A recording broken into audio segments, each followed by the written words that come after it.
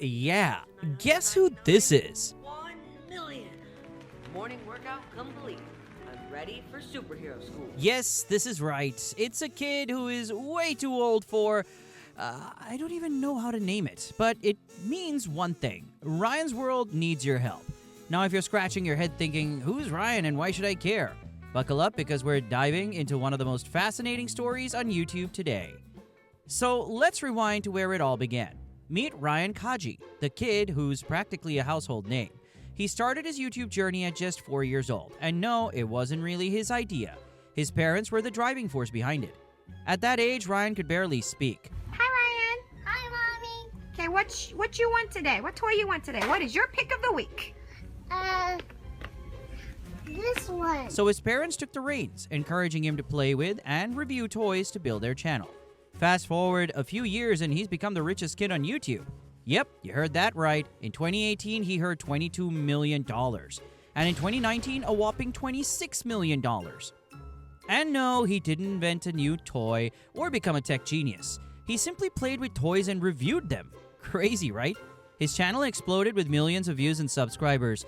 To put it into perspective, by the time Ryan was just 6 years old, he had already made $1 million from YouTube. And since then, he raked in over $100 million. That's more than some top rappers and athletes. But here's where things start to get a bit troubling. Ryan's World began as a playful, innocent toy review channel. However, as Ryan grew older, his content evolved. Or rather, it became more scripted and elaborated. Thank you so much for being in the movie. Oh, thank you! I can't wait to see it when it comes out August 16th. Tell everybody about the character you play. It's almost like watching a high-budget children's show. But here's the catch. Ryan is no longer a child. He's approaching his teenage years, and his content hasn't really evolved to match his age. Instead, he's making videos as if he's a 7-year-old. You know what that means. And TikTok's been buzzing with memes and comments asking his parents to let him retire. These memes, while funny, highlight a serious issue. At what point should a child content star be allowed to move on? Is that the exit? What? Is it when they've achieved generational wealth, or when they simply outgrow the content? Now let's talk about the real elephant in the room, Ryan's parents. There's a growing concern that they might be pushing him to continue making content despite his possible lack of interest. It's easy to see how someone could think this. After all, Ryan's parents are heavily involved in every aspect of his channel, from managing the production to handling the brand's merchandise. Some even believe they're blinded by the cash flow and are reluctant to let go of their golden goose. Do they even see Ryan still as their child? Or is it their money-making robot? They should not focus on just the money. It's about Ryan's well-being. He's almost 13 and is still acting like a young child in his videos. Look at this. I want to see if your truth detector works. He can't live much longer like this, right? It's not only socially awkward, but developmentally concerning. His social life, especially as a teenager, could be impacted significantly by these videos. Or am I the only one who's concerned about Ryan? Remember Jojo Siwa? She faced various challenges, including navigating the pressures of growing up in the spotlight. And now there's a fear that Ryan might be heading down the same path. Let's take a look at another example. Ever heard of the Gem Sisters? They started out with kid-centric content, but as they grew older, they adapted their channel to reflect their new interests. They now focus on content appropriate for their age, and their channel has evolved to match their maturity level. This is a perfect example of how child content creators should adapt over time.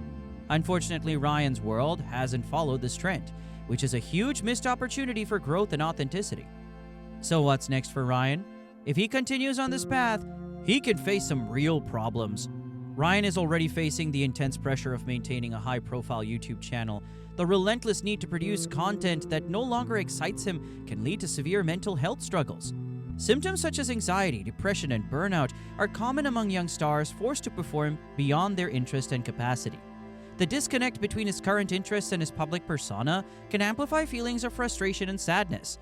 There's a chance he might look back at these videos with regretting everything, much like I do with my old Minecraft channel.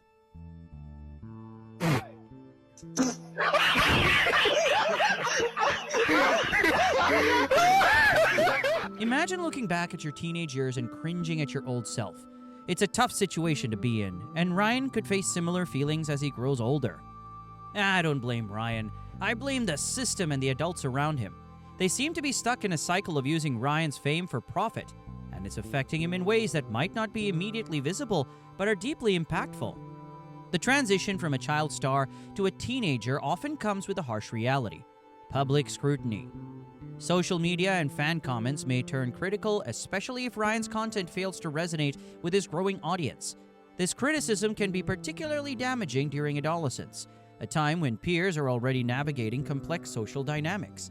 Ryan could face online bullying or negative comments, which can exacerbate feelings of isolation and stress.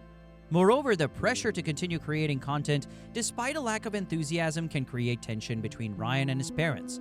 If his parents persist in pushing him to maintain the channel for financial reasons, it could lead to conflicts and strained relationships.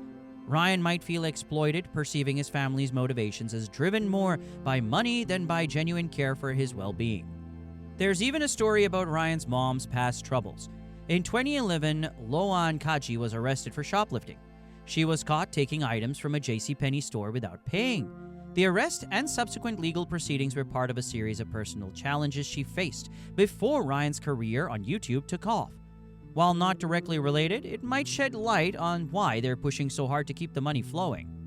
Ryan deserves to have a choice. He should be able to explore his interests and explore a normal childhood, even if it means stepping away from the spotlight.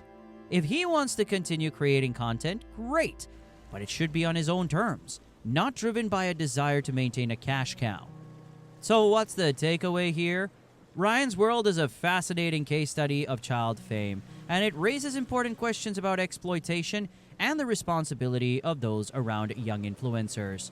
If you enjoyed this deep dive into Ryan's World, don't forget to hit that like button and subscribe.